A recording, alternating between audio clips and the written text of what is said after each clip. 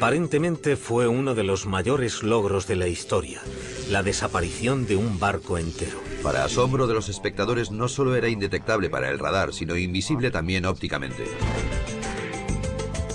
Según la leyenda, el experimento fue un gran éxito, pero tuvo un intolerable coste en vidas humanas. Los hombres quedaron molecularmente enganchados al barco, unidos con el barco cuando se teletransportó. Estos se habían vuelto locos, se habían quemado o se habían vuelto invisibles. A esos tripulantes les pasaron cosas horribles.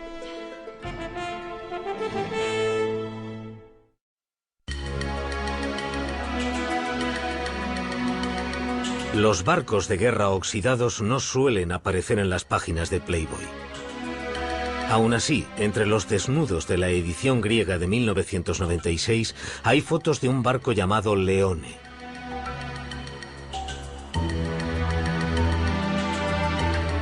El artículo tampoco es el típico de Playboy. Describe cómo el Leone, un destructor estadounidense de la Segunda Guerra Mundial, se desguaza tras medio siglo de servicio y casi 4 décadas con la Marina griega.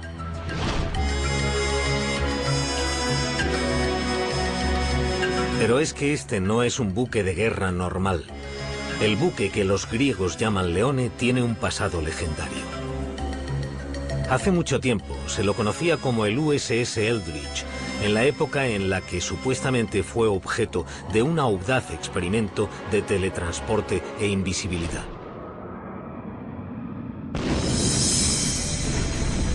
El experimento tuvo lugar durante los primeros años de la Segunda Guerra Mundial como contramedida contra los U-boats alemanes.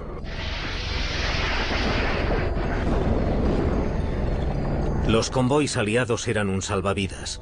Traían hombres, productos y armas en el momento de mayor necesidad. Pero eran lentos y problemáticos, y a menudo estaban fabricados con piezas de barcos viejos y decrépitos. Los barcos que los protegían estaban por detrás de los submarinos enemigos, ya que tenían mayores ángulos de rotación. Un U-boat podía maniobrar mucho mejor que un destructor, meterse en el convoy y centrarse en un objetivo sin defensas.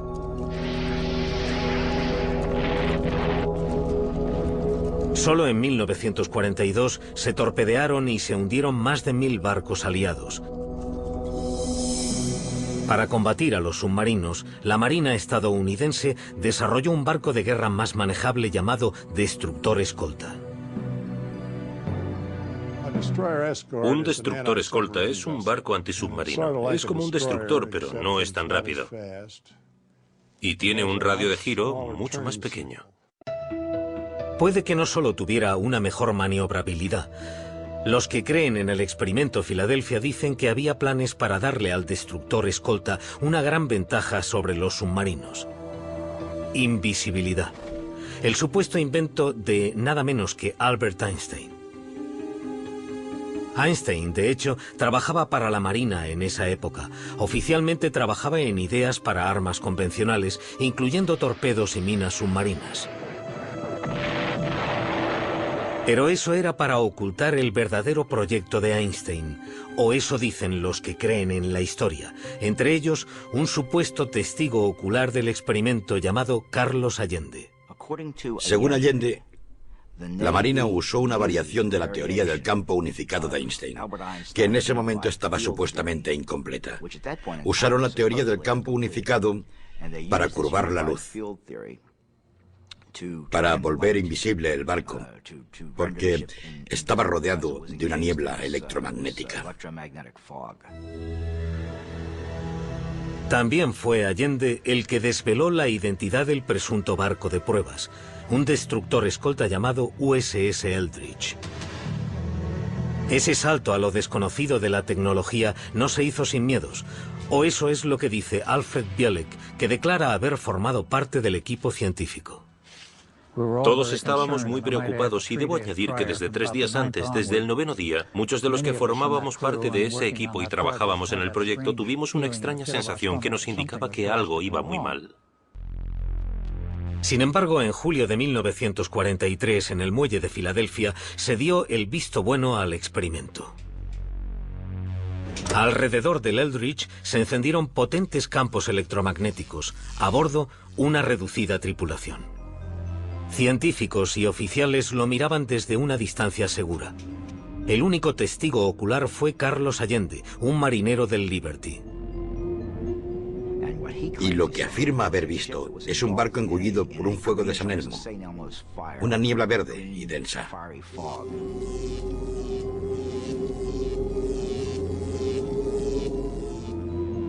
Mientras la niebla electromagnética se traga el Eldridge, se manifiestan extraños efectos ópticos. Y mientras miraba, pudo incluso meter un brazo en lo que él llamaba el terrible flujo de energía. Y el barco desapareció. Para asombro de los espectadores, no solo era indetectable para el radar, sino invisible también ópticamente. El Eldridge consiguió presuntamente la forma suprema de camuflaje, la invisibilidad. Pero entonces tuvo lugar un efecto aún más extraño: teletransporte.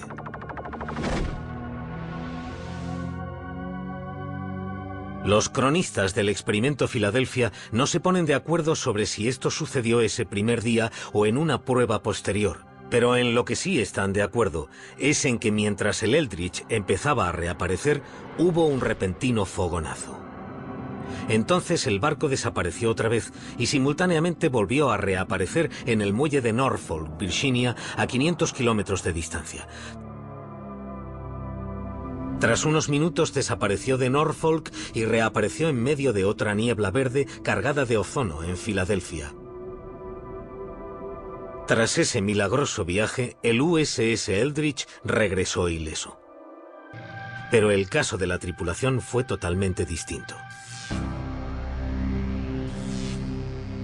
Los hombres quedaron molecularmente enganchados al barco, unidos con el barco cuando se teletransportó.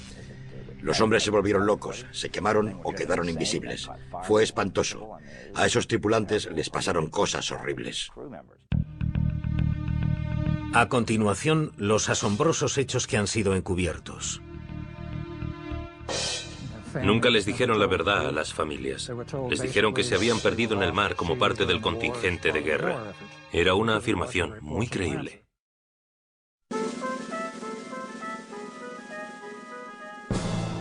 Muelle naval de Filadelfia, verano de 1943. Según la leyenda, el USS Eldridge volvió tras ser teletransportado cientos de kilómetros. Cuando se materializó en la espesa y verde niebla, los observadores estaban alucinados por el logro. Pero su emoción se convirtió en horror. Las moléculas se habían mezclado, humanos y metal. Los miembros se habían fundido con los mamparos. Una visión espantosa. Lo primero que encontraron fue a dos marineros enterrados en la cubierta de acero. Estaban literalmente dentro del acero, muriéndose o casi muertos. Había dos más de pie en el mamparo, también enterrados en acero. El quinto hombre tenía la mano enterrada en el acero. Otros marineros habían desaparecido, se habían vaporizado. Los supervivientes tenían otros problemas debido a los poderosos campos electromagnéticos a los que habían estado expuestos. Los hombres se habían vuelto locos, se habían quemado o se habían vuelto invisibles. A esos tripulantes les pasaron cosas horribles. El problema era que el sistema nervioso humano no podía asimilar la exposición a campos magnéticos y eléctricos de ese nivel, y les causó daños neurales. El daño nervioso era tan grave que algunas de las víctimas fueron internadas mientras se las clasificaba como muertas en combate. Nunca les dijeron la verdad a las familias. Les dijeron que se habían perdido en el mar como parte del contingente de guerra. Era una afirmación muy creíble.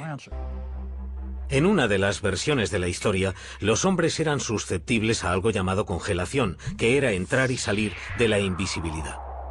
Eso condujo al episodio más surrealista de la historia, nuevamente según Carlos Allende. En una taberna de los muelles había un grupo de marineros del Eldridge bebiendo. Una cosa llevó a la otra y estalló una pelea. Era una bronca de bar, pero con una diferencia. Los marineros aparecían y desaparecían. Los marineros involucrados en el altercado se volvieron invisibles. se disiparon en el aire ante los asustados clientes y camareras. Estaban ahí y de repente habían desaparecido.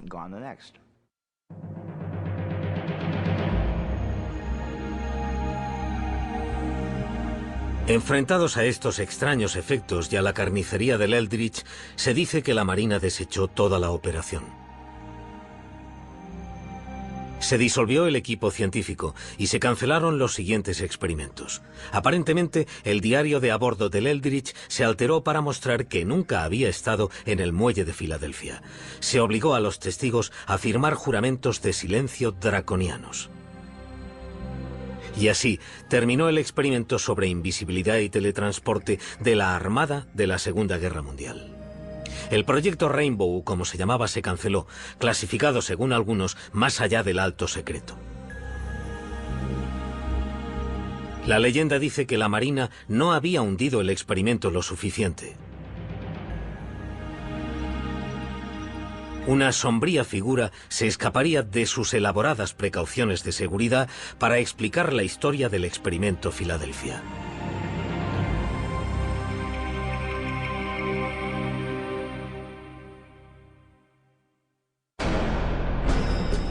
A continuación, los secretos de la Marina anotados en un libro legendario, unas revelaciones sorprendentes. Esos tres escritores resolvían todos los misterios del universo. Hablaban de modos y métodos de viaje usados por los ovnis. Hablaban sobre el comportamiento y la ética de los seres que gobernaban esas naves espaciales.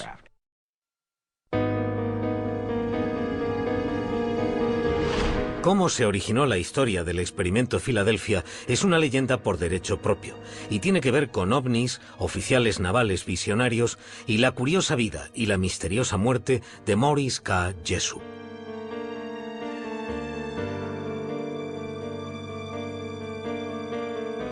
Jessup era científico y escritor, uno de los primeros investigadores de lo paranormal. Las cosas inexplicables le producían curiosidad y siempre pensó que la ciencia debía estudiar las excepciones, las irregularidades, creo que las llamaba, las cosas que no encajaban con las teorías. En 1955 publicó The Case for the UFO. El libro es un valiente intento por legitimizar un tema que las revistas baratas y las películas de serie B ya habían corrompido.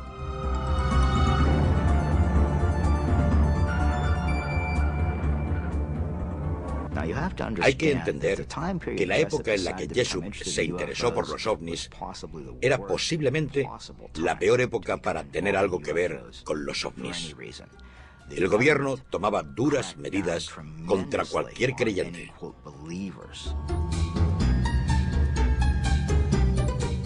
Este desprecio oficial ocultaba un interés real del gobierno. Había informes de pilotos militares acerca de objetos voladores que nadie podía explicar.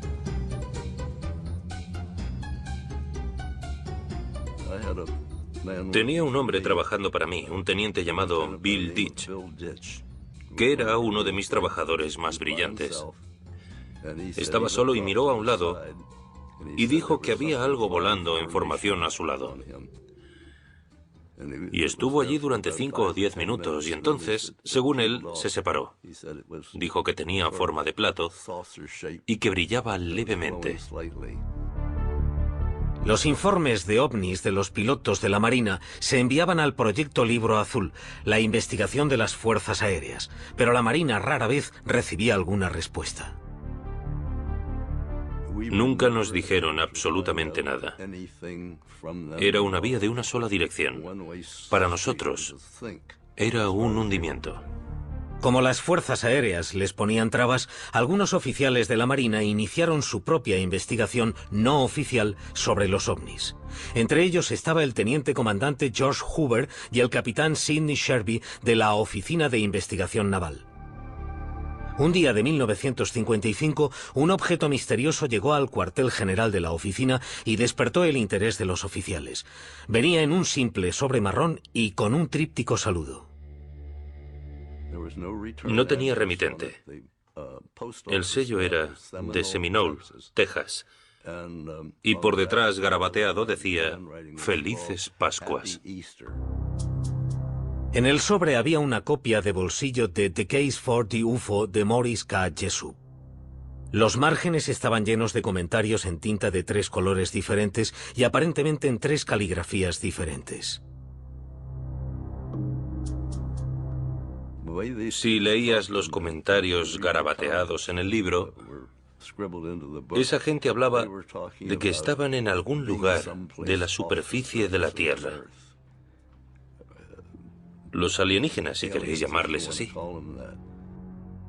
Esos 3 escritores resolvían todos los misterios del universo. Hablaban de modos y métodos de viaje usados por los ovnis. Hablaban sobre el comportamiento y la ética de los seres que gobernaban esas naves espaciales.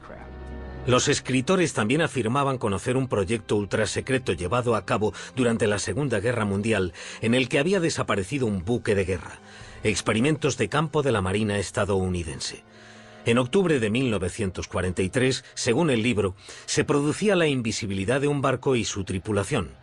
Los resultados habían sido tan aterradores que por suerte habían detenido la investigación. Es la primera mención a lo que se conocería como el Experimento Filadelfia, el nacimiento de una leyenda. Los oficiales de la Marina se sintieron intrigados por el libro. Llamaron a Morris Jessup al cuartel general de la oficina para ver si el autor podía arrojar alguna luz sobre su origen. Jessup reconoció la caligrafía del libro. Era extraño, pero había recibido cartas escritas con la misma inconfundible letra. Estaban firmadas por un hombre que se identificaba como antiguo marino mercante, Carlos Allende. El estilo de escritura de Carlos Allende proclamaba que estaba loco. Aún así, quizás el hombre solo exageraba algo que había visto o había oído. Desde entonces, la gente se ha mostrado perpleja ante el aparente interés militar de alto nivel en un libro sobre los ovnis. Morris K. Jessup quedó asombrado por el interés de la Marina. Se dice que empezó su propia investigación sobre el experimento Filadelfia. En 1959 presuntamente hizo un gran descubrimiento e iba a compartirlo con un colega llamado Dr. Manson Valentine. En abril de 1959, Morris Jessup llamó a su amigo, el Dr. Valentine, y le dijo: creo que he encontrado algo que tiene que ver con el experimento Filadelfia, que he estado investigando, y quiero mostrarte lo que he encontrado. Quedaron para cenar y hablar de su investigación al día siguiente. Sin embargo, al día siguiente, el 20 de abril de 1959, se descubrió el coche de Jessup en un parque de Coral Gables, Florida. El motor aún estaba en marcha. Había una manguera que iba desde el tubo de escape al interior del coche. Dentro estaba Morris K. Jessup, que todavía respiraba, aunque murió poco después envenenado por el monóxido de carbono. Aparentemente suicidio. ¿Lo era?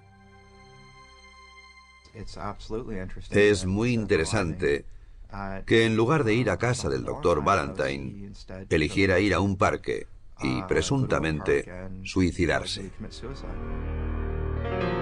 Desde entonces, la naturaleza de la muerte de Jessup ha sido muy controvertida.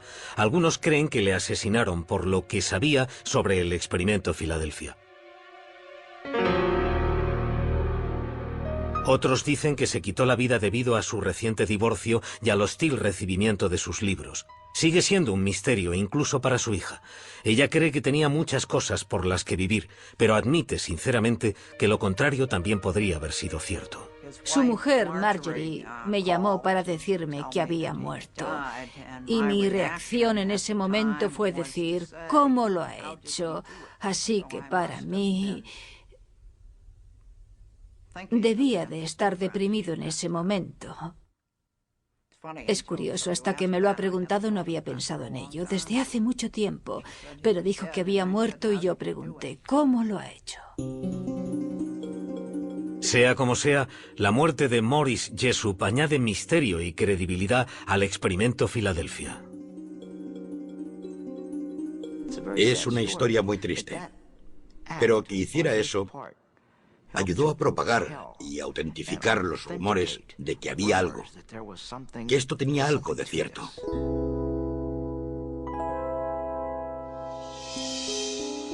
Tras la muerte de Jessup, hubo una infame reedición de su libro con todos sus extraños comentarios.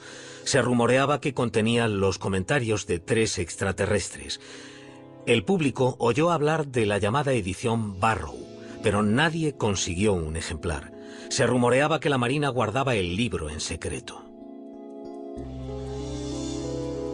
Asimismo, todo el mundo había oído hablar de Carlos Miguel Allende, pero nadie podía encontrarle.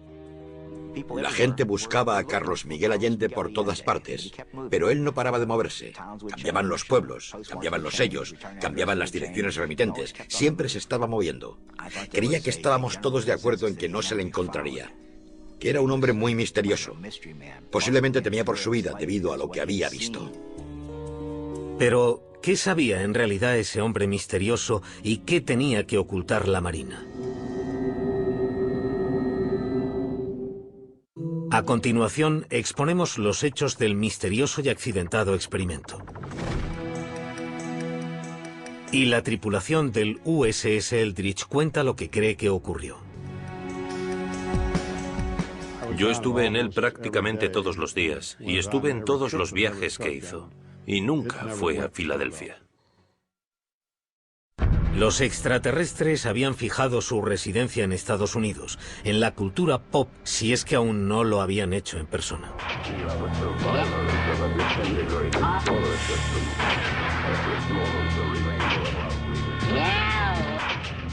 Los ovnis, Roswell, los ovnis de los 50, Expediente X, Alien, más Alien, hombres de negro, monstruos del lago Ness, juguetes, camisetas, figuras, libros, juegos. Todo esto forma parte de la historia paranormal de los últimos 40 años. Todo está en mi mazmorra. Bienvenidos a mi mundo. Como muchos otros jóvenes investigadores de ovnis en los años 60, a Robert Gorman le fascinaba el hombre misterioso del experimento Filadelfia, Carlos Miguel Allende. Pero a diferencia de otros cazadores de Allende, Gorman vive en New Kensington, Pensilvania, el mismo lugar desde el que Allende envió muchas de sus cartas. Pensé que si alguien podía encontrar a Allende sería yo, porque vivo en el mismo pueblo y no tengo que viajar mucho. Tendría que poder intentarlo, y a finales de los 60 lo intentaba con fuerza. Gorman y los demás tenían pocas cosas con las que trabajar. La única información sobre Allende era su número de identificación de marinero, que incluyó en sus primeras cartas. Aparecieron hombres que afirmaban ser Carlos Miguel Allende, pero eran impostores que no podían presentar documentos de la Marina.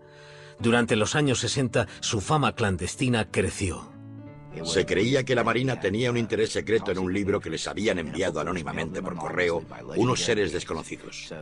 Un artículo de la revista Saga de finales del 67 y 2 novelas de bolsillo del 68 supusieron el nacimiento del misterio Allende Jessup en la mente del tipo normal y corriente, de a pie.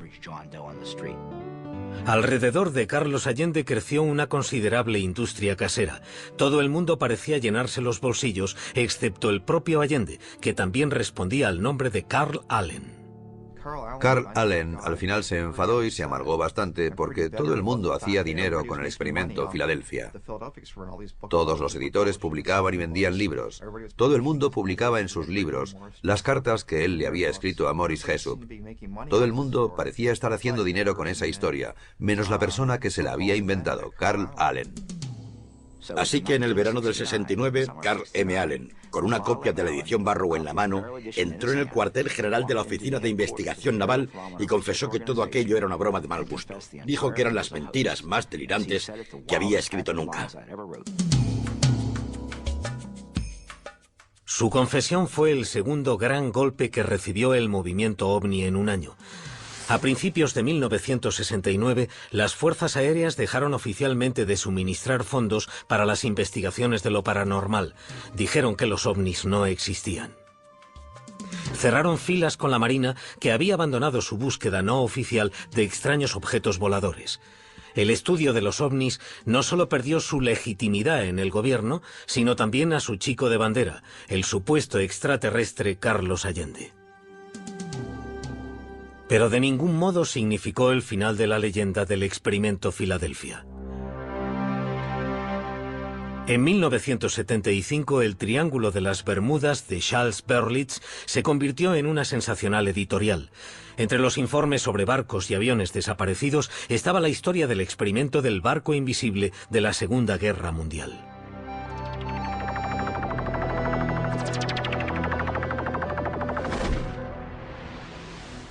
Cuatro años después, Berlitz igualó el éxito de ese libro con El misterio de Filadelfia. Él y William Moore, coautor de la obra, hicieron un refrito de los conocidos relatos de Carlos Miguel Allende. Oportunamente, Allende se retractó de su confesión y volvió a predicar el evangelio del experimento de invisibilidad. Allende reveló por primera vez a William Moore la identidad del barco de pruebas, DE-173, el USS Eldridge. Los autores hablaron con miembros de la tripulación del Eldridge, pero las entrevistas no corroboraron el experimento. Yo estuve en él prácticamente todos los días y estuve en todos los viajes que hizo. Y nunca fue a Filadelfia. Si hubiera habido cualquier cotilleo, yo lo habría sabido, y no hubo ningún cotilleo sobre nada ultrasecreto en nuestro barco. En lugar de aceptarlo, los autores teorizaron que el experimento había tenido lugar con una tripulación especial antes de que el barco fuera usado oficialmente. Esta explicación también es discutida por miembros de la tripulación que dicen que estuvieron con el Eldridge desde su construcción hasta el combate. Algunos de los miembros de nuestra tripulación estaban en Newark, Port Newark, en el edificio federal de navegación. Estaban allí mientras se ensamblaba el barco para enterarse de todos sus entresijos, y zarparon con el Eldridge.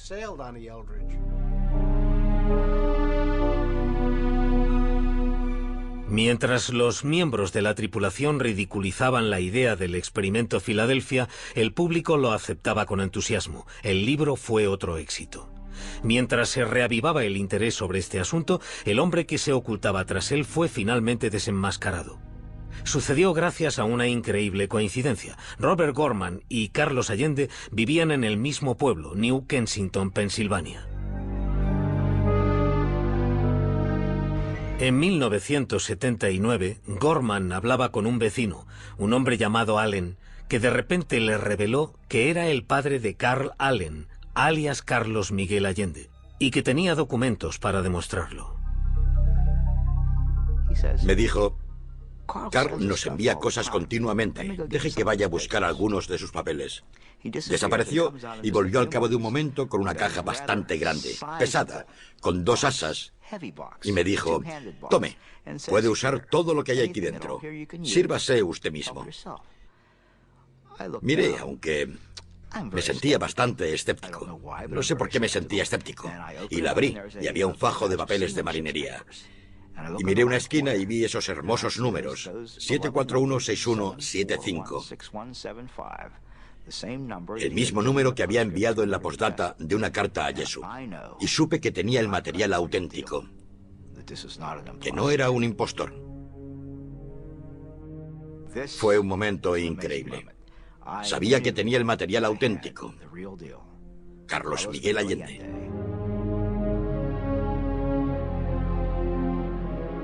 El material auténtico resultó ser bastante diferente a la leyenda del señor Allende. Su verdadero nombre era Carl Meredith Allen y había nacido en esta casa de Springdale, Pensilvania, en 1925. Lo primero que me viene a la mente sobre Carl Allen, mi hermano mayor, es que era muy inteligente, pero no muy listo, no sé si me entienden. Tras una prueba de inteligencia, tuvo el segundo coeficiente intelectual más alto del condado, pero suspendió en el colegio. Aunque era un mal estudiante, era un lector voraz, con la excéntrica costumbre de anotar casi todo lo que leía. Tachaba lo que el autor había escrito y ponía su propia anécdota en el margen. Y creo que lo hacía porque no había aprendido a escribir. Así que se limitaba a cortar y pegar lo que otra persona había escrito.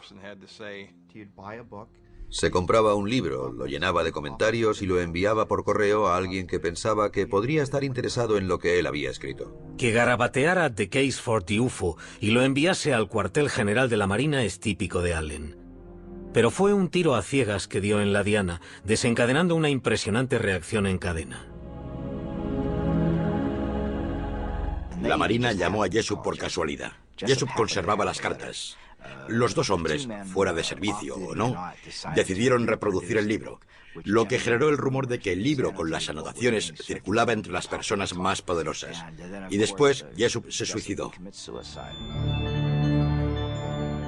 Robert Gorman concluyó que el experimento Filadelfia no era nada más que un fantasma. En 1980 publicó un artículo en la revista Fate titulado Alias Carlos Allende, en el que revelaba que el nombre era Allen, no Alien. Descubrió lo que cuesta matar una leyenda. Envié preguntas a diferentes e importantes personalidades relacionadas con los ovnis, gente que dirigía revistas, y lo que recibía era más que una simple evasiva. Casi me ponían en la lista negra. Todo iba bien cuando escribía artículos a favor de los ovnis y sobre los hombres de negro y los misterios del universo, pero no querían saber nada de Carlos Allende. El propio Allende contestó con amenazas de muerte. En el reverso de un sobre que envió a su padre, incluso mencionaba que el único motivo por el que no había matado a Gorman era porque aún no lo había atrapado. De hecho, ambos hombres acabaron por conocerse personalmente, pero en persona Allen era cualquier cosa menos intimidante.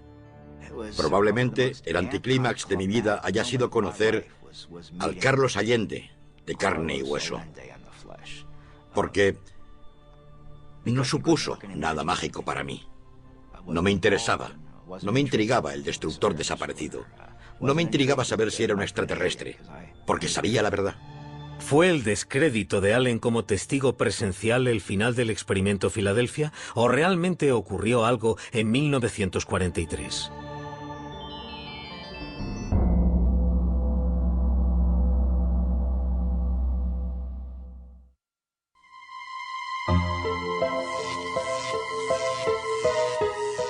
A continuación, lo que dijo la Marina y cómo se desvaneció la leyenda del barco desaparecido. Nos pareció que lo que esos chicos decían sobre volver invisible un barco era hablar por hablar. Verano de 1996, 53 años después de haber estado supuestamente involucrado en un experimento sobre la invisibilidad, el USS Eldridge vuelve a desaparecer. Desde 1955, el buque de guerra ha servido en la Marina griega bajo un nombre nuevo, el Leone.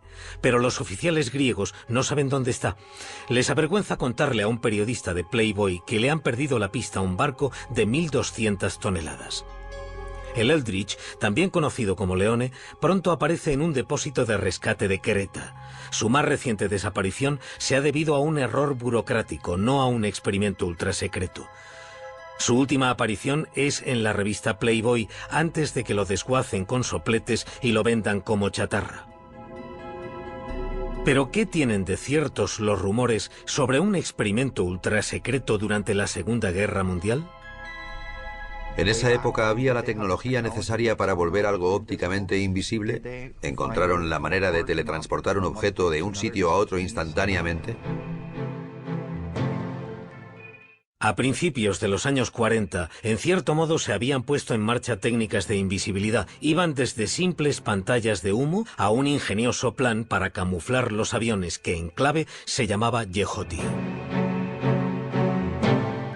Proyecto Yehoti. Se equipan 2 aviones con faros sellados en las alas para iluminar la silueta del avión a cielo abierto. Tuvo un relativo éxito. La Marina consideró todas las opciones para esconder sus barcos de los submarinos que los rondaban, incluso el truco de un mago llamado Joseph Dunninger. El señor Daringer, para obtener más publicidad, dijo que podía hacer invisibles los barcos de guerra. Convocó una conferencia de prensa para demostrarlo. Y dijo que, bueno, no tenía un barco de guerra y que, por supuesto, no cabría en una sala de hotel. Así que haría desaparecer una foto. Y lo hizo. Hizo desaparecer la foto del barco de guerra. Los militares se enteraron y fueron a verle. Y le obligaron a decir que no, que realmente no tenía ningún modo de hacer invisibles los barcos de guerra. Pero mencionó que había un par de técnicas que le rondaban por la cabeza que podrían hacerlos un poco más difíciles de ver. Lo que les dijo se mantuvo en secreto. Y Daringer se lo llevó a la tumba. Otra práctica naval pudo alimentar la fábrica de rumores, una técnica para esconder a los barcos de las minas magnéticas llamada desmagnetización. La desmagnetización es un método en el que se ponen cables en el casco de un barco para hacerlo invisible a las minas magnéticas. Siempre sabíamos que iba a haber desmagnetización, porque recogían todos los relojes. Cualquier cosa que dijera la hora, lo recogían todo, y lo dejaban en tierra para que el campo magnético no estropeara los relojes. Durante la Segunda Guerra Mundial, la Marina tenía una zona de pruebas poco conocida en Chesapeake Bay. Cualquier buque de guerra equipado con un equipo desmagnetizador les habría visitado. Y cuando un barco tenía un equipo de desmagnetización, se usaba en esa zona para ver si hacía contacto con alguno de los puntos de control o no. Y cuando pasaba y no dejaba ninguna señal, se consideraba que el equipo de desmagnetización funcionaba y se dejaba marchar el barco. La Marina sostiene que la fuente original de la leyenda del barco desaparecido fue una exageración del proceso de desmagnetización. Nos pareció que lo que esos chicos decían sobre volver invisible un barco era hablar por hablar. Y la invisibilidad de la que hablaban era la invisibilidad magnética para la desmagnetización. En cuanto a los rumores de teletransporte, algunos trabajos modernos en ese campo nos dan un poco de perspectiva. Por ejemplo, en Caltech, en Pasadena, sobre una mesa que flota sobre un cojín de aire. Disparando un rayo láser a través de un laberinto de espejos, los científicos producen un efecto llamado teletransporte cuántico. Es la realización en miniatura de algo sacado de Star Trek.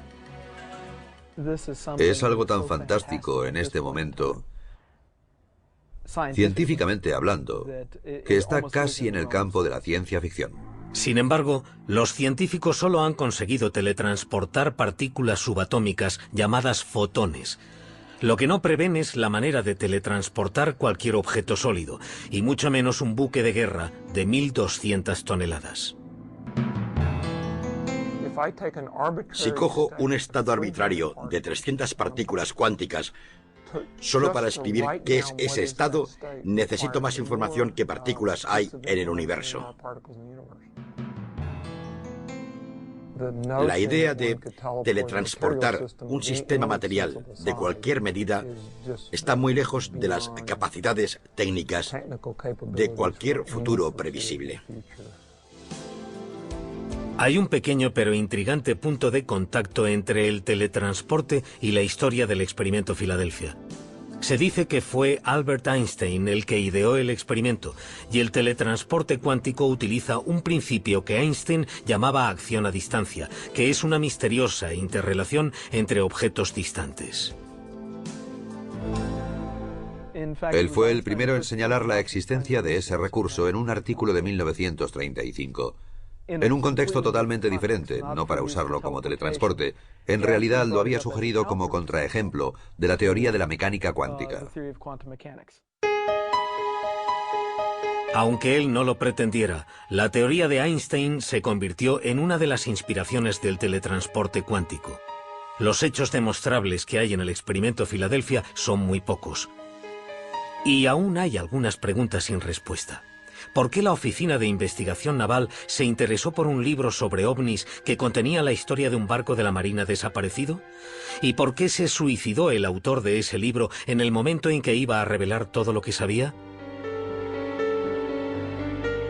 La historia del experimento Filadelfia ha sobrevivido al descrédito de su creador, Carl M. Allen.